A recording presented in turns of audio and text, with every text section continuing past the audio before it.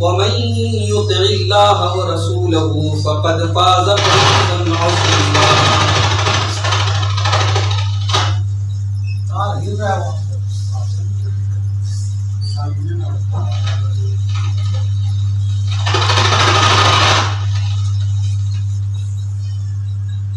أما بعد فإن خير الحديث كتاب الله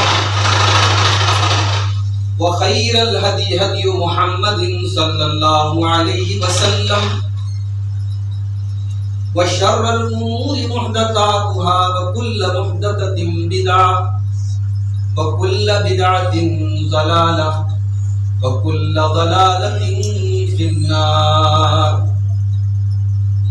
أعوذ بالله من الشيطان الرجيم.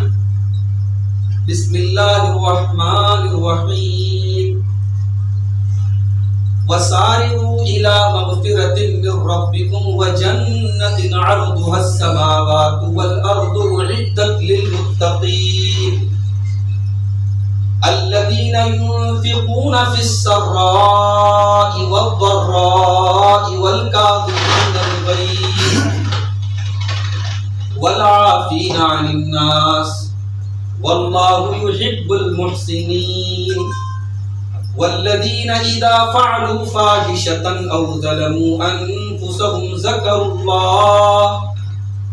الله فاستغفروا لذنوبهم ومن يغفر الذنوب إلا الله ولم يصروا على ما فعلوا وهم يعلمون أولئك جزاؤهم مغفرة من ربهم وجنات تجري من تحتها الأنهار خالدين فيها ونعم أجر العاملين. محترم حاضرین جمعہ، پیارے بھائیوں، محترم بزرگوں، نوجوان ساتھیوں، اور اگر میری آواز پہنچ رہی ہے تو میری پردہ نشین ماں اور بہن، آج کا دور کمپٹیشن کا دور ہے، مقابلے کا دور ہے، ایک دوسرے سے آگے بڑھنے کا دور ہے. آج کے دور میں کوئی آدمی پیچھے نہیں رہنا چاہتا. ہر انسان یہ چاہتا ہے وہ ترقی کرے، وہ آگے بڑھے. پڑوسی سے آگے نکلنا چاہتا ہے، بھائی سے آگے نکلنا چاہتا ہے، بیٹا باپ سے زیادہ ترقی کرنا چاہتا ہے. انسان کی فطرت ہے. لیکن آپ کبھی غور کیجئے کہ ہم جتنا یہ کوشش کرتے ہیں ایک دوسرے سے آگے نکلنے کی، یہ کوشش کس چیز میں کرتے ہیں؟ ہم ایک دوسرے سے آگے نکلنے کی کوشش کرتے ہیں دنیا کے دھن دولت، کاروبار، تجارت، بزنس، ان تمام چیزوں میں ہم ایک دوسرے سے آگے نکلنے کی کوشش کرتے ہیں. شریعت نے منع بھی نہیں کیا ہے. اگر آپ اپنے بھائی سے آگے نکلنا چاہتے ہیں کوئی حرج کی بات نہیں، آپ آگے نکلیے. ایک پڑوسی اپنے پڑوسی سے زیادہ پیسہ کمانا چاہتا ہے، اس سے زیادہ پراپرٹی بنانا چاہتا ہے، اس سے زیادہ بہتر گھر بنانا چاہتا ہے، شریعت کو کوئی اعتراض نہیں ہے، بہت اچھی بات. لیکن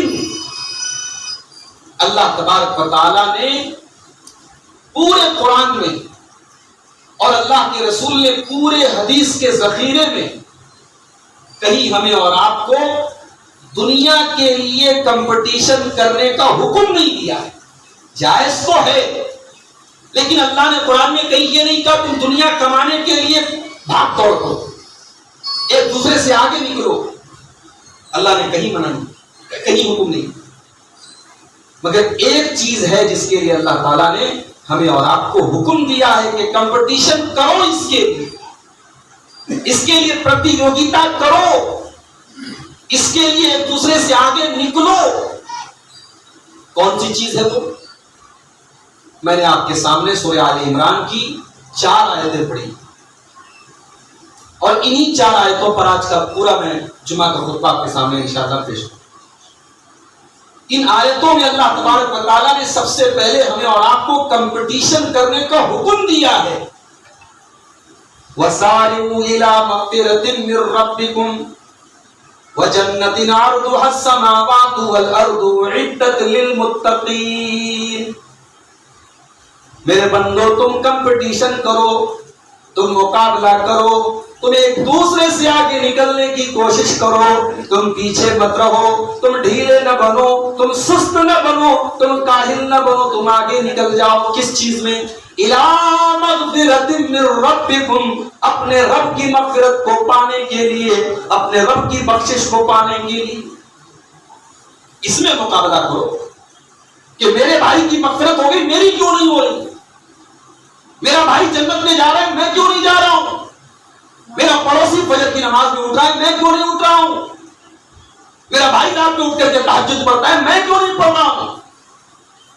وَسَارِعُوا إِلَىٰ مَغْفِرَةٍ مِّن رَّبِّكُمْ، میرے بندو تم اللہ تبارک و تعالیٰ کی مغفرت کو پانے کے لیے کمپٹیشن کرو، مقابلہ کرو۔ میرے پیارے بھائیوں، شعبان کا مہینہ اپنے آخری پڑاؤ پر ہے۔ آگے رمضان کا مہینہ بس 1 ہفتے کے اندر اندر آنے والا ہے۔ 1 ہفتے کے بعد یہ برکت والا مہینہ ہمارے اور آپ کے اوپر سایہ فگن ہونے والا ہے۔ میں آپ سے سوال کرنا چاہتا ہوں، ہم سب اپنے گریبانوں میں جھانک کر کے سوچیں اور غور کریں، رمضان آ رہا ہے، کیا رمضان کے آنے کے لیے ہم تیار ہیں؟ میرے بھائیوں، دنیا میں بڑے بڑے بزنس مین لوگ آفر رکھتے ہیں، کٹیہار آپ چلے جائیے، پورنیہ چلے جائیے، بڑی بڑی دکانوں کے اوپر سیل لگتی ہے۔ ہولی کا تہوار آتا ہے، سیل لگتی ہے، عید کا تہوار آتا ہے، سیل لگتی ہے، آفر آتا ہے۔ جب آفر آتا ہے، جب سیل لگتی ہے تو سامان کی بکری بڑھ جاتی ہے، سامان کی سیل بڑھ جاتی ہے، خریداروں کی، کسٹمر کی بھیڑ لگ جاتی ہے۔ وہ لوگوں، رمضان کا مہینہ بھی تو سیل والا مہینہ ہے، رمضان کا مہینہ بھی تو آفر کا مہینہ ہے۔ کس چیز کا آفر ہے؟ یہاں کوئی سامان بکنے کا، کوئی سامان خریدنے کا آفر نہیں ہے۔ یہ رمضان کا بابرکت مہینہ یہ نیکیوں کا آفر لے کر کے آیا ہے، یہ ہماری بخشش کا آفر لے کر کے آیا ہے۔ اللہ کے نبی فرماتے ہیں، ترمذی کی روایت ہے، جب رمضان کی پہلی رات آتی ہے، جب رمضان کا چاند آسمان پہ نظر آتا ہے، فتحت ابواب السماء، آسمان کے دروازے کھول دیے جاتے ہیں، وغلقت ابواب النار، اور جہنم کے دروازے بند کر دیے جاتے ہیں، وصفدت الشیاطین، اور شیطانوں کو قید کر دیا جاتا ہے، ونادى مناد من السماء، اور آسمان سے ایک پکارنے والا پکارتا ہے، یا باغی الخیر اقبل، اے نیکی کا کام کرنے والے، اے نماز پڑھنے والے، اے روزہ رکھنے والے، اے تراویح پڑھنے والے، اے تلاوت کرنے والے، دیکھ تیرا مہینہ آ گیا ہے۔ یا باغی الخیر اقبل، اے نیکی اور بھلائی کے کام کو تلاش کرنے والے، دیکھ تیرا مہینہ آ چکا ہے۔ وَيَا بَاغِيَ الشَّرِّ أَقْصِرْ، اور اے شراب پینے والے، اے زنا کرنے والے، اے حرام کام کرنے والے، تو پیچھے ہٹ جا، یہ تیرا مہینہ نہیں ہے، تیرا آفر ختم ہو چکا ہے، یہ تو اللہ کے نیک بندوں والا مہینہ آ گیا ہے، وہ برکت والا مہینہ اللہ ہمیں اور آپ کو دینے جا رہا ہے۔ کیا پتا ہم بھی کورونا میں ختم ہو گئے ہوتے۔ 2021 میں بہت سارے لوگ رمضان میں تھے، 2022 میں نہیں رہیں گے میرے بھائی۔ کتنے لوگوں کی ماں تھی، اس سال نہیں ہے ان کی ماں ان کے ساتھ، کتنے لوگوں کے باپ تھے ان کے ساتھ، اس سال نہیں ہے۔ ہم تو نہیں جانتے ہماری موت کب ہے، ہم تو یہ بھی نہیں جانتے موت کہاں آئے گی۔ یہاں کتنے لوگ دور دور سے، کوئی مالدہ سے آیا ہے، کوئی مظفر پور کا ہے، کوئی حاجی پور کا ہے، کیا گارنٹی لے رہے ہیں آپ اپنے گھر پہ مریں گے، اپنے بستر پہ مریں گے؟ موت پوچھ کے نہیں آئے گی میرے پاس، موت آپ سے اجازت لے کر کے تو نہیں آئے گی، موت تو کبھی بھی آ سکتی ہے۔ اگر اللہ نے ہمیں یہ چانس دیا ہے کہ ایک اور رمضان ہماری زندگی میں آ رہا ہے، اس کا مطلب کہ اللہ تعالیٰ ہمیں ایک موقع دے رہا ہے، سدھرنے کا موقع دے رہا ہے۔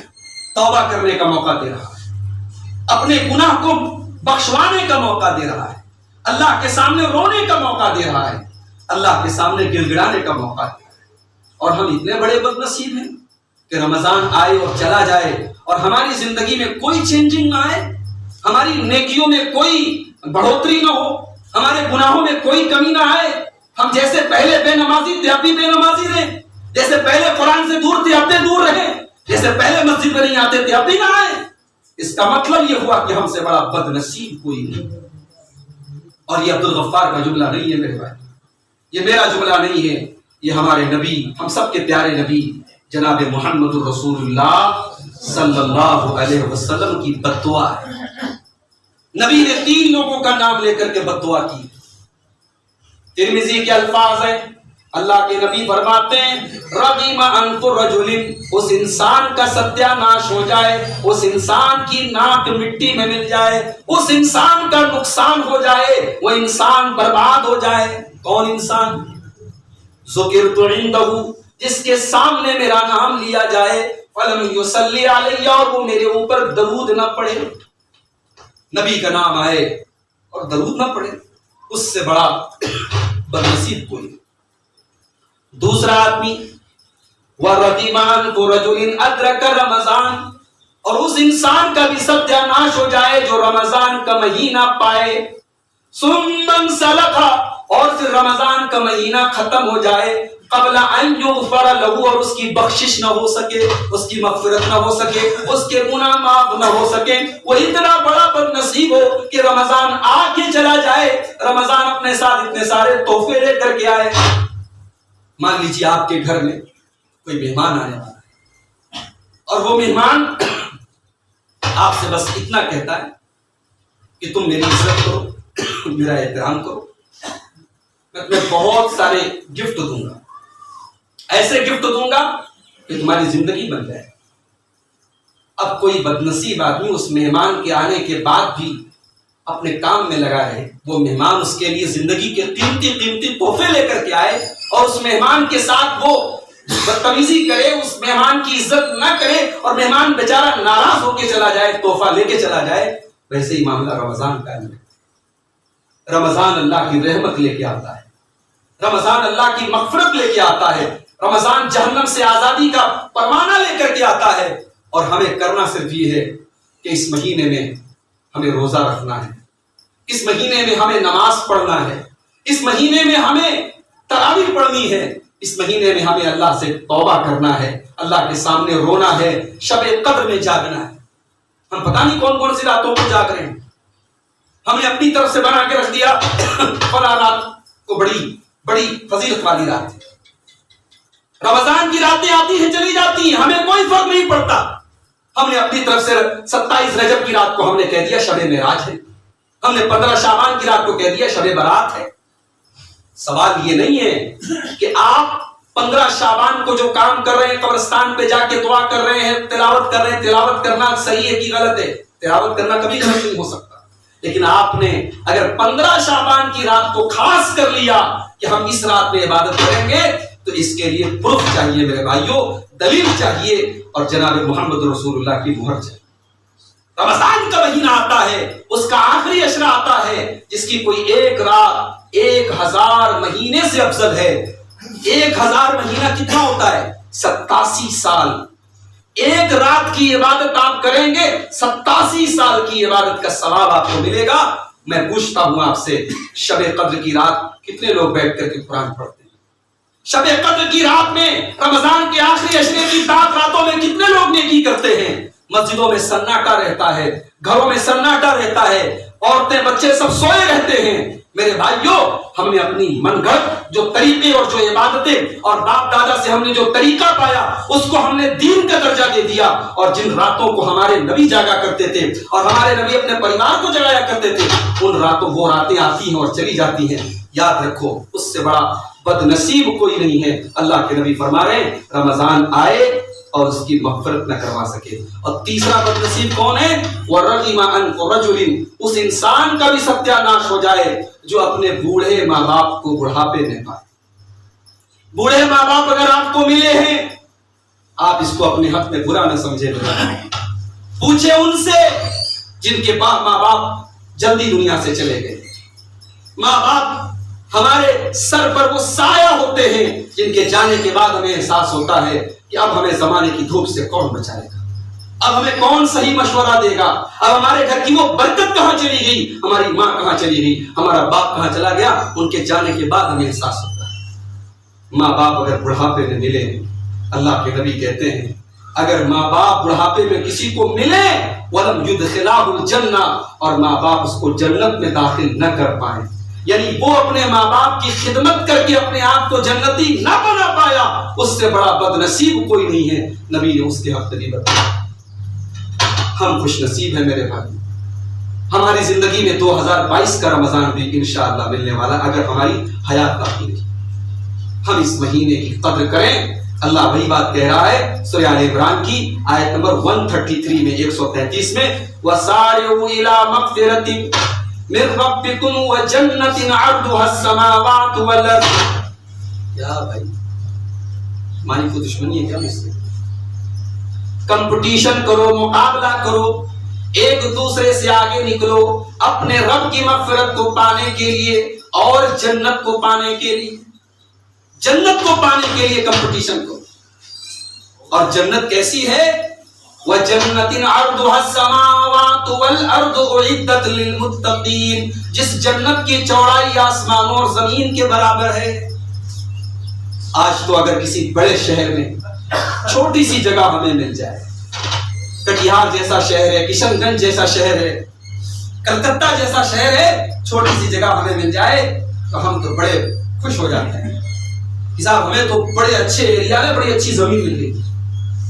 میں کہتا ہوں کلکتہ چھوڑ دو, دلی ممبئی چھوڑ دو, پوری دنیا میں جو ٹاپ کی جگہ ہیں جن کی قیمت کروڑوں میں نہیں, اربوں میں نہیں, خربوں میں ہے, میں پوچھتا ہوں آپ سے دنیا کی سب سے قیمتی جگہوں کی جنت کے مقابلے میں کیا اوقات ہے؟ کوئی اوقات نہیں. اللہ کے نبی فرماتے ہیں لَمَوْضِعُ صَوْتِ أَحَدِكُمْ فِي الْجَنَّةِ خَيْرٌ مِّنَ الدُّنْيَا وَمَا فِيهَا. ایک کوڑا رکھنے کی جو جگہ ہوگی جنت میں, کوڑا جانتے ہیں, کوڑا جسے مارا جاتا ہے, ہنٹر جس کو کہتے ہیں, کتنا بڑا ہوتا ہے کوڑا؟ ارے بہت ہوتا ہوگا, 1 فٹ کا ہوتا ہوگا. اللہ کے نبی فرماتے ہیں کوڑا رکھنے کی جو جگہ ہوگی جنت میں وہ پوری دنیا سے اور دنیا کی ساری چیزوں سے بہتر ہوگی. میں اس کو اپنی زبان میں یہ کہہ سکتا ہوں کہ جنت کا 1 اسکوائر فٹ کا ایریا, جنت کا 1 اسکوائر فٹ کا ایریا دنیا کی ساری جگہوں سے اور دنیا کی ساری دولت سے اور دنیا کے بڑے بڑے محلوں سے اور دنیا کی خوبصورت سے خوبصورت ترین جگہوں سے بہتر ہے. میرے پیارے ساتھیوں, اللہ اسی جنت کی طرف ہم اور آپ کو بلائے. وَجَنَّةٍ عَرْضُهَا السَّمَاوَاتُ وَالْأَرْضُ, میرے بندو تم اس جنت کے لیے آگے بڑھو, اس جنت کے لیے کمپٹیشن کرو, اس جنت کے لیے مقابلہ کرو جس کی چوڑائی آسمان اور زمین کے برابر ہے.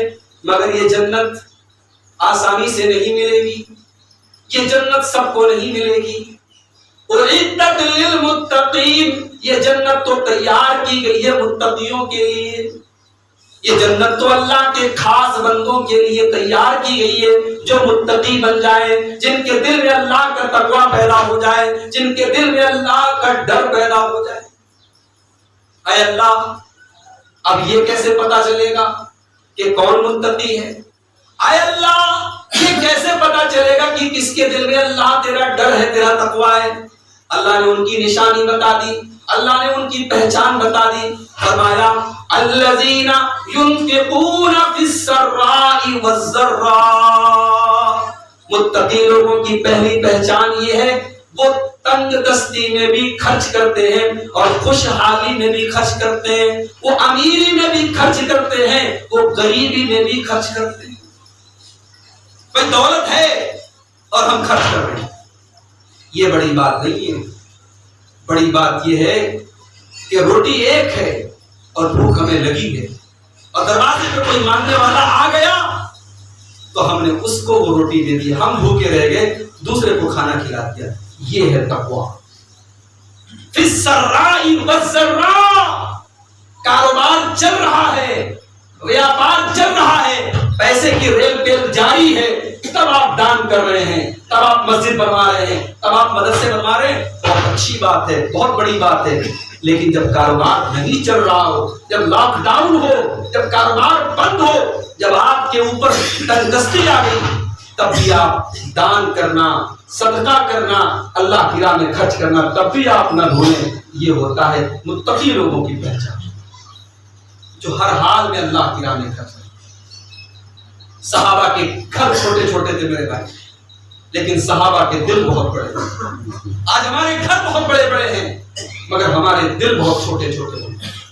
आज हमारे घर में कोई मेहमान आ जाए, पेशानी पर बल पड़ जाता है, औरतों की तो हालत खराब हो जाती है। मेहमान आ गया, 2 रोटी ज्यादा बनाना पड़ेगा, शोरबा ज्यादा बनाना पड़ेगा, गोश्त ज्यादा बनाना पड़ेगा, औरतों के माथे पर बल पड़ जाता है। और जानते हो नबी के सहाबा का क्या हाल था? अल्लाह के नबी सहाबा के साथ बैठे हुए, एक सहाबी आए, या रसूल अल्लाह, कई दिन से खाना नहीं खाया, अगर आप खाना खिला दें मेहरबानी होगी आप। अल्लाह के नबी ने अपने घर में भिजवाया, जाओ पता करके आओ मेरे घर में खाना बना है कि नहीं। नबी का एक घर नहीं है, 9 घर है, 9 परिवार है, 9 बीवियां हैं। 9 की तरफ से जवाब आया, माँ इंदना ताहम, या रसूल अल्लाह आज घर में खाना नहीं। ओ लोगों, जिस नबी का हमने कलमा पढ़ा है, उस नबी ने ऐश व आराम की जिंदगी नहीं गुजारी है, उस नबी ने भूखे रह करके जिंदगी गुजारी, उस नबी ने पेट पर पत्थर बांधे हैं, लेकिन उस नबी के दिल में बस एक तड़प है, एक ही दर्द है, इंसानियत कामयाब हो जाए, लोग अल्लाह की तौहीद पर आ जाएं, लोगों का सर झुके तो अल्लाह के आगे झुके, लोग ला इलाहा इल्लल्लाह पढ़ने वाले बन जाएं। यही दर्द था, यही तड़प थी। मेरे नबी भूखे रहते थे, मगर अपने मिशन में लगे रहते थे, अपने काम में लगे थे। 9 बीवियों के घर से जवाब आया, मा इंदना ताम, अल्लाह के नबी घर में खाना नहीं है। नबी ने सहाबा की तरफ देखा, फरमाया, ओ लोगों, ये मेरा मेहमान है, ये भूखा है, हल मिनकुम मन युतय्यिबुहु, क्या तुम में से कोई ऐसा है जो मेरे मेहमान को खाना खिला दे? एक सहाबी खड़े हो गए, पता नहीं किया घर में पहले के खाना बना है कि नहीं बना है, कितना बचा है कि नहीं बचा है, खड़े हो गए। अल्लाह के नबी आपका मेहमान है, मैं खाना खिलाऊं। मेहमान को लेकर घर पहुंचे, बीवी से कहा, अल्लाह के रसूल के मेहमान को लेकर आया हूं, जल्दी से खाना निकालो। बीवी गुस्सा नहीं हुई, बीवी नाराज नहीं हुई कि पहले मुझसे पूछ क्यों नहीं लिया, पहले मुझसे परमिशन क्यों नहीं ली, क्यों लेकर के चले आए मेहमान। बीवी ने कहा, बात तो सही है, मेहमान तो अच्छी चीज है, अल्लाह की रहमत है, मगर आज तो हमारे घर में इतना भी खाना नहीं कि हम खा सकें, थोड़ा सा खाना है, बच्चों के खाने भर का। अब आप बताइए मेहमान को क्या खिलाएं? हाय हाय, इम्तिहान देखो मेरे भाई, इंसान अपने ऊपर सह लेता है, अपने बच्चों पर नहीं सहता है, मगर जब अल्लाह के दीन की मोहब्बत पैदा हो जाए तो इंसान अपने बच्चों की मोहब्बत को भी दीन पर कुर्बान कर दे। सहाबी ने बीवी से कहा, एक काम करो, बच्चों को बहला कर फुसला करके सुला दो, एक दिन बच्चे नहीं खाएंगे, मर नहीं जाएंगे, सुला दो उनको, मैं मेहमान को लेके आता हूं। लेकिन मेहमान के सामने ये नहीं पता लगना चाहिए कि खाना उतना ही है और सिर्फ मेहमान के खाने भर का खाना है। जब मैं मेहमान को लेके आऊंगा, खाना तुम रख देना, प्लेट रख देना, खाली प्लेट मेरे सामने होगा, और जैसे ही खाने का टाइम आएगा तुम चिराग की बत्ती बुझा देना, मेहमान खाना खाएगा, मैं चुपचाप मुंह चलाऊंगा, मेहमान समझेगा मैं भी खाना खा रहा हूं, मेहमान का पेट भर जाएगा। नबी का मेहमान है, भूखा नहीं जाना चाहिए। चुनांचे हजरत अबू तलहा रज़ी अल्लाह तआला अन्हु मेहमान को घर में लेकर के आए, बच्चों को सुला दिया गया, बीवी ने खाना रख दिया, चिराग की बत्ती बुझा दी गई, मेहमान ने पेट भर के खाना खाया। अबू तलहा भूखे रह जाते हैं, बीवी भूखे रह जाती है, बच्चे भूखे सो जाते हैं। सुबह होती है, हजरत अबू तलहा अल्लाह के नबी के पास आते हैं। अल्लाह के नबी कहते हो, अबू तलहा, तुमने और तुम्हारी बीवी ने कल रात में जो काम किया है, उस काम पर अल्लाह ताला बहुत खुश हुआ है, और अल्लाह ने कुरान की आयत नाजिल कर दी है, يحبون من هاجر إليهم ولا يجدون في صدورهم حاجة مما أوتوا ويؤثرون على أنفسهم ولو كان بهم خصاصة۔ اے میرے نبی آپ کے صحابہ تو ایسے ہیں کہ اپنی ضرورت قربان کر کے دوسروں کی مدد کرتے ہیں۔ اس کو کہتے ہیں تقویٰ میرے بھائی۔ یہ تقویٰ آج ہمارے دل سے نکل چکا ہے۔ ہم دان کرتے ہیں، ہم مسجد بنواتے ہیں، لیکن اپنا گھر بنوانے کے بعد ہم اللہ کی راہ میں دیتے ہیں مگر اپنے اوپر 1000 روپیہ خرچ کرتے ہیں تو اللہ کی راہ میں 10 کی نوٹ نکالتے ہیں۔ بیچارہ 10 کا نوٹ بھی شرماتا ہوگا، وہ بازار میں بہت کم نظر آتا ہے مگر مسجد میں جب کلیکشن کیا جاتا ہے تو 10 کا نوٹ زیادہ نظر آتا ہے، 1-2 کے سکے زیادہ نظر آتے ہیں۔ اس سے پتہ لگ چلتا ہے کہ ہمارا دل کتنا بڑا ہے۔ اللہ نے کہا متقی وہ لوگ ہوتے ہیں جو سرا میں بھی خرچ کرتے ہیں اور ذرا میں بھی خرچ کرتے ہیں۔ سرا کا مطلب خوشحالی اور ذرا کا مطلب تنگ دستی، پریشانی۔ آپ کی زندگی میں آسانی ہے تب بھی اللہ کی راہ میں خرچ کرو، پریشانی ہے تب بھی اللہ کی راہ میں خرچ کرو۔ یہ متقی لوگوں کی پہلی پہچان۔ والکاظمین الغیظ، اور متقی لوگوں کی دوسری پہچان یہ ہے وہ غصے کو پی جانے والے ہوتے ہیں۔ غصے کو پی جانے والے، یہ نہیں کہا اللہ نے ان کو غصہ نہیں آتا، بھائی انسان ہے غصہ تو آئے گا، انسان ہے تو غصہ آئے گا۔ کبھی بیوی پر آ جائے گا، کبھی بچوں پر آ جائے گا، کبھی نوکر چاکر پر آ جائے گا، کبھی دوستوں کے اوپر آ جائے گا۔ غصہ آنا نیچرل ہے، لیکن غصے کو کنٹرول کر لینا، غصے کو پی جانا، غصے کو برداشت کر لینا، یہ ایمان والے کی نشانی ہے۔ اور ایک حدیث آپ کو پڑھ کے سناؤں، بڑی پیاری حدیث ہے، بڑے غور سے سنیے گا۔ اللہ کے نبی نے فرمایا لیس الشدید بالسرعہ، پہلوان وہ نہیں ہے جو کشتی میں دوسرے کو پٹک دے، پہلوان وہ نہیں ہے جو سامنے والے کو کشتی میں پچھاڑ دے۔ انما الشدید الذی یملک نفسہ عند الغضب، ارے پہلوان تو وہ ہے جو غصے کے ٹائم اپنے آپ کو کنٹرول کرے۔ ایک صحابی اللہ کے نبی کے پاس آئے، کہنے لگے اے اللہ کے نبی میں نیا مسلمان ہوا ہوں اور میں آپ کے پاس آیا ہوں، قل لی فی الاسلام قولا، مجھے اسلام کی کوئی بات بتا دیجیے، اور ایسی بات بتا دیجیے کہ اس بات کے بعد مجھے کوئی اور بات جاننے کی ضرورت نہ پڑے، مجھے کوئی چھوٹی سی بات بتا دیجیے جس پر عمل میں کروں تو میری زندگی کامیاب ہو جائے۔ اللہ کے نبی نے فرمایا اللہ کا قسم، چھوٹی سی بات پوچھنے آئے ہو نا، جاؤ غصہ مت کرنا۔ صحابی نے کہا اللہ کے نبی کوئی اور بات بتائیے، کوئی چھوٹی سی بات بتائیے جو اسلام کے اندر میرے لیے فائدہ مند ہو۔ آپ نے کہا لا تغضب، جاؤ غصہ مت کرو، غصے پر کنٹرول کرو۔ صحابی بار بار سوال کرتے چلے گئے، نبی بار بار جواب دیتے چلے گئے لا تغضب، غصہ۔ یہ ہوتا ہے اللہ کے نبی کی نظر میں ایمان، یہ ہے کہ ہم اپنے غصے کو کنٹرول کریں میرے پیارے ساتھ۔ اسی لیے اللہ نے متقی لوگوں کی دوسری پہچان بتائی والکاظمین الغیظ، وہ غصے کو پی جانے والے، والعافین عن الناس، اور غصے کو پی جانے والے ہی نہیں ہوتے بلکہ اگر کسی سے کوئی غلطی ہو جائے، کوئی ان کے اوپر زیادتی کر دے، کوئی ان کو برا بھلا کہہ دے، وہ بدلہ بھی لے سکتے تھے، وہ انتقام بھی لے سکتے تھے، وہ پرتیشودھ بھی لے سکتے تھے، لیکن والعافین عن الناس، وہ اپنے نبی کے طریقے پر چلنے والے ہوتے ہیں، وہ لوگوں کو معاف کر دیا کرتے ہیں، وہ لوگوں کو درگزر کر دیا کرتے ہیں۔ نبی نے بدلہ نہیں لیا، نبی بدلہ لے سکتے تھے، موقع ملا، طائف والوں نے پتھر برسائے، ہائے ہائے نبی کے پیروں سے خون بہ رہا ہے۔ وہ نبی جو دنیا کے لیے رحمت بن کے آئے، ان کے اوپر طائف کے بدماش گنڈے پتھر برسا رہے ہیں۔ نبی اپنی جان بچا کے طائف سے نکلے ہیں، پہاڑوں کا فرشتہ آتا ہے، اے اللہ کے نبی آپ پر اتنا ظلم ہوا ہے، آپ اجازت دے دیجئے ان طائف والوں کو دونوں پہاڑوں کے بیچ میں رکھ کے پیس دیا جائے۔ نبی کے پاس بڑا بہترین موقع ہے، کچھ کرنا نہیں ہے، صرف اجازت دینا ہے، فرشتہ باقی کام دیکھ لے گا۔ مگر وہ نبی تو رحمت کائنات تھے، وہ نبی تو معاف کرنے والے نبی تھے، وہ نبی بدلہ لینے والے نبی نہیں تھے۔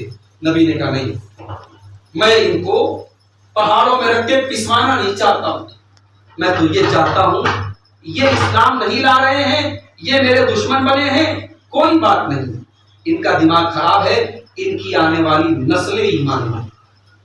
اور دنیا نے دیکھا کہ اسی طائف کی سرزمین سے حضرت خالد بن ولید جیسا صحابی، اور اسی طائف کی سرزمین سے حضرت عروہ بن مسعود جیسا صحابی، اسی طائف کی سرزمین سے حضرت مغیرہ بن شعبہ جیسے صحابی پیدا ہوئے۔ بھائیوں، انہوں نے اسلام کی بڑی خدمت۔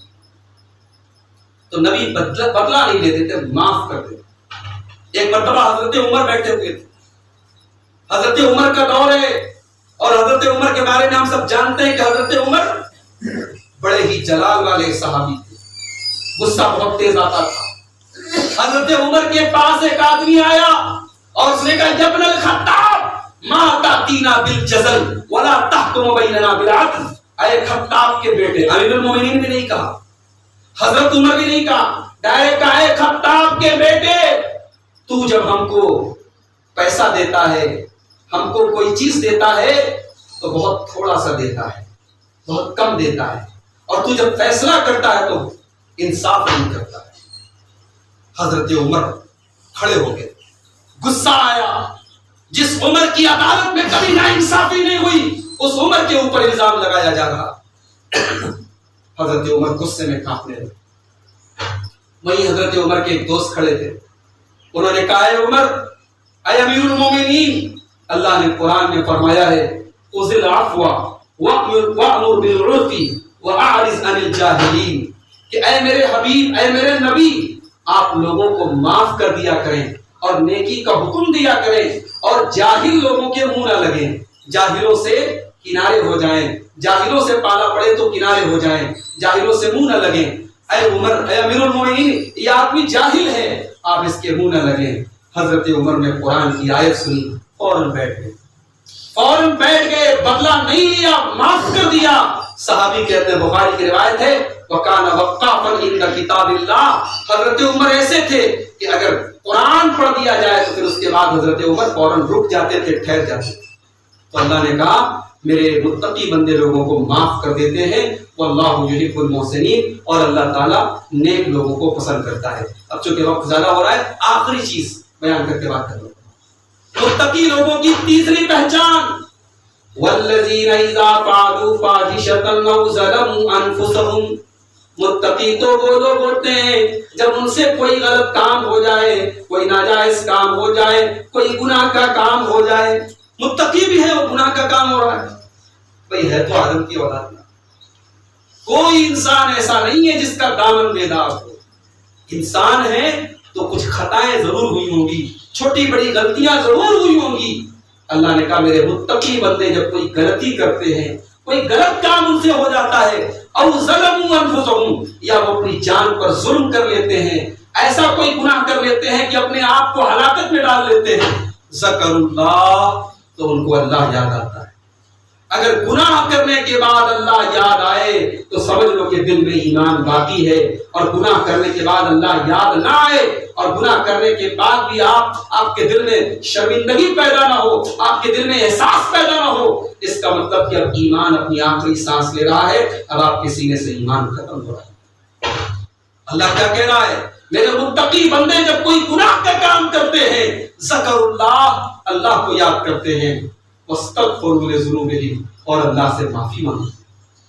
ومن یغفر الذنوب الا اللہ، اور اگر اللہ معاف نہ کرے تو کون معاف کرے؟ گناہوں کو معاف کرنے والی ذات اللہ ہے۔ سچے دل سے اگر آدمی توبہ کرے، جتنا بڑا بھی گنہگار ہو، زمین سے لے کے آسمان تک اس کے گناہ سے زمین بھر جائے، آسمان بھر جائے، لیکن سچی توبہ اگر آدمی کر لے تو انشاءاللہ اللہ اس کے گناہ معاف کر دے۔ رمضان کا مہینہ آ رہا ہے میرے بھائی، رمضان توبہ کا بھی مہینہ ہے۔ جانتے ہو شب قدر کی رات کے بارے میں اللہ تعالیٰ نے کہا 1000 مہینے سے افضل ہے، 87 سال سے افضل ہے، لیکن شب قدر میں جب نبی سے پوچھا گیا اے اللہ کے نبی ہم شب قدر میں کون سی دعا پڑھیں، تو نبی نے یہ نہیں کہا تم دولت مانگو، نبی نے یہ نہیں کہا تم خوبصورت بیوی مانگو، خوبصورت بچے مانگو، دنیا کی زمین جائیداد مانگو، اچھا کاروبار مانگو۔ نبی نے شب قدر میں پڑھنے کے لیے کون سی دعا سکھائی ہے؟ جو دعا سکھائی ہے اتنی چھوٹی سی دعا ہے، اتنی آسان سی دعا ہے، رکشہ چلانے والے کو بھی یاد ہوتا ہے، عالم کو بھی یاد ہو جائے، جاہل کو بھی یاد ہو جائے، ان پڑھ کو بھی یاد ہو جائے، پڑھے لکھے کو بھی یاد ہو جائے، دعا کیا ہے؟ اللہم انک عفو تحب العفو فاعف عنی، اے اللہ تو معاف کرنے والا ہے، تو معافی کو پسند کرتا ہے، اے اللہ مجھے معاف کر۔ یہ دعا ہم کرتے ہیں شب قدر۔ بھئی 1000 مہینے سے افضل وہ رات ہے، ہم اپنے کاروبار کی دعا بھی تو مانگ سکتے تھے، اپنے بیوی بچوں کے لیے بھی تو دعا مانگ سکتے تھے اور مانگ سکتے ہیں، مگر نبی نے جو دعا مانگنے کا حکم دیا ہے وہ کیا ہے کہ اے اللہ تو معاف کرنے والا ہے، تو معافی کو پسند کرتا ہے، اے اللہ تو مجھے معاف کر۔ تو میرے بھائیوں، اللہ سے اپنے گناہوں کی معافی مانگتے ہیں، یہ متقی لوگوں کی تیسری پہچان ہے، اور یہ چیز اگر کسی کے اندر پیدا ہو جائے تو اللہ کہتا ہے وَلَمْ يُصِرُّوا عَلَى مَا فَعَلُوا وَهُمْ يَعْلَمُونَ، میرے متقی بندے گناہ کے اوپر ڈٹے نہیں رہتے۔ جب پتہ چل جائے کہ یہ راستہ غلط ہے، شراب نہیں پینا چاہیے، زنا نہیں کرنا چاہیے، حرام مال نہیں کھانا چاہیے، جب پتہ لگ جائے اور احساس ہو جائے، اس کے بعد وہ اپنے گناہ پر ڈٹے نہیں رہتے ہیں، گناہ کو چھوڑ دیتے ہیں۔ اولئک جزاؤہم مغفرۃ من ربہم، اللہ کہتا ہے یہی وہ لوگ ہیں جن کو ان کا رب مغفرت فرمائے گا، وجنات تجری من تحتها الانہار، اور ان کو ایسی جنت میں ڈالے گا جس کے نیچے نہریں جاری ہوں گی، خالدین فیہا، اور اس جنت میں وہ ہمیشہ رہیں گے، ونعم اجر العاملین، اور عمل کرنے والوں کو کتنا بہترین بدلہ اللہ تعالیٰ عطا فرمائے گا۔ تو یہ سورہ آل عمران کی آیت نمبر 133 سے لے کر کے 136 تک 4 آیتیں میں نے آپ کے سامنے پڑھی تھی، چاروں آیتوں کا ترجمہ میں نے پیش کر دیا، اس کی تھوڑی سی تفسیر میں نے آپ کے سامنے پیش کر دی، یہ امید کرتے ہوئے کہ اللہ تعالیٰ ان چاروں آیتوں پر مجھے اور آپ سب کو عمل کرنے کی توفیق عطا فرمائے۔ اللہ تعالیٰ ہمیں ان متقی بندوں میں شامل فرما دے جن کے لیے جنت تیار کی گئی ہے۔ اللہ ہمیں اپنے غصے پر کنٹرول کرنے کی توفیق دے، اللہ ہمیں لوگوں کو معاف کرنے کی توفیق دے، اللہ ہمیں سچی توبہ کرنے کی توفیق دے، اللہ ہر حال میں، آسانی میں، پریشانی میں، ہر حال میں اپنی راہ میں خرچ کرنے والا اور اپنی راہ میں دینے والا بنا دے۔ جو بیمار ہے اللہ ان کو شفا عطا فرمائے، جو روزی روٹی سے، کاروبار سے پریشان ہے اللہ ان کے کاروبار میں برکت نصیب فرمائے، اللہ ہمارے دیش کی، ہمارے ملک کی حفاظت فرمائے، اللہ ہمارے دیش کو ظالموں کو ظلم سے بچا کر کے رکھے، اللہ ہمارے دیش کا امن، چین، سکون برقرار رکھے، اللہ ہمارے نوجوانوں کی حفاظت فرمائے، اللہ ہمیں توفیق دے کہ ہم رمضان کے مہینے کا حق ادا کر سکیں، اللہ رمضان کے مہینے میں ہمیں روزہ کی توفیق دے۔ اور یہاں ایک بات بتا دوں، روزہ رکھنے کا پرسنٹیج بہت اچھا ہے ماشاءاللہ مسلمانوں کے ایریا میں، روزہ رکھنے والے 90% ہیں، لیکن نماز پڑھنے والے 30% ہے۔ رمضان میں بھی صرف 30% لوگ نماز پڑھتے ہیں۔ کیوں بھائی؟ کیا روزہ ہماری نظر میں نماز سے زیادہ امپورٹنٹ ہے؟